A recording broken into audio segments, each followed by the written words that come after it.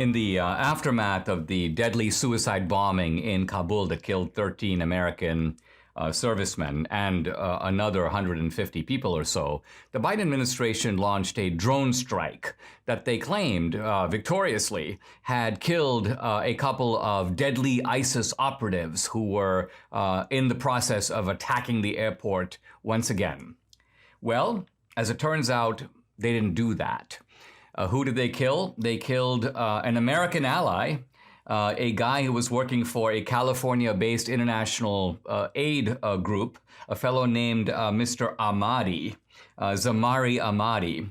And this guy was incinerated along with his entire family. 10 people, 10 innocent people killed in a drone strike gone horribly wrong. Now, the New York Times did a kind of detailed analysis of this. They had people on the ground. They saw the damage. They interviewed Mr. Ahmadi's family. And it's just heartbreaking because the family member says, we have nothing to do with terrorism, ISIS. We love America. We want to go there. These are people who are on our side, and we blow them up. Now, the question now becomes, how is it the case that the Biden administration could say not only did they got ISIS, but that this was a car containing explosives, that they claimed there was a secondary explosion over the car, which showed that this was the explosives blowing up. It turns out that this is all lies. Now, what seems to have happened is that there was electronic surveillance of what was going on around the airport in Kabul. This guy, Mr. Ahmadi, was in a car.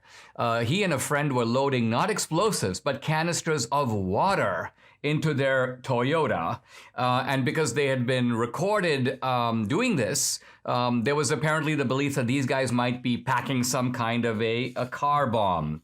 And so it was General Milley who said in a public statement that the United States sort of carefully looked at this and made the decision that these were bad guys, ISIS guys, and this is why they did it. Now, what I want to get at is there a deeper explanation of what's happening here? I'm not implying for a minute that they deliberately killed innocent people, but we cannot forget here, when we think of Biden, you always say give him the benefit of the doubt by saying, oh, he's old, he's a bungler, he doesn't really know what's happening. But I think it's more complex than that. Biden is old and he is a bungler, but he also has a deep strain of cynicism and anger and I don't care, and I want to get out of Afghanistan, and why are you bringing this up? It's been 5 days, let's move on. And I think this is the mentality that led to the strike. In other words, for Biden, it was a bit like this.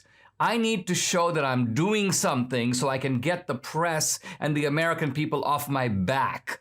I don't need this. And so we need to create an optics. And it doesn't really matter who we're killing over there. It doesn't really interest me at all. We know that the press is going to be sort of cooperative. And so we want to show not the Afghans, show not the Taliban. We need to show the American people we're taking some action. We don't really care what the action really is, but we want to close this book, and we don't really. So the cynicism here, and then the cover up. Here's, by the way, the Biden administration's John Kirby, and this is just from yesterday.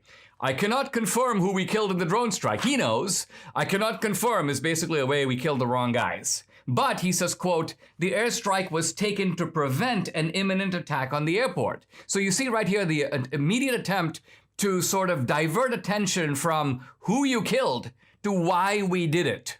We know why you did it. Although the deeper reason, as I say, isn't just to prevent the imminent strike. I don't think that really was it. They weren't really confident that this guy was doing anything. It was more important for them not to appear weak, not to appear like they had no idea what was going on, not to make it appear like events were totally outside their control. And so what we see here is that right now, the real threat for the Biden administration, they're portraying, ISIS is the real threat, Al-Qaeda is the real threat, the Taliban's the real threat. But when you look at the cynicism of the man in the White House, we can, I think, come to the objective conclusion that he is the real threat facing our republic.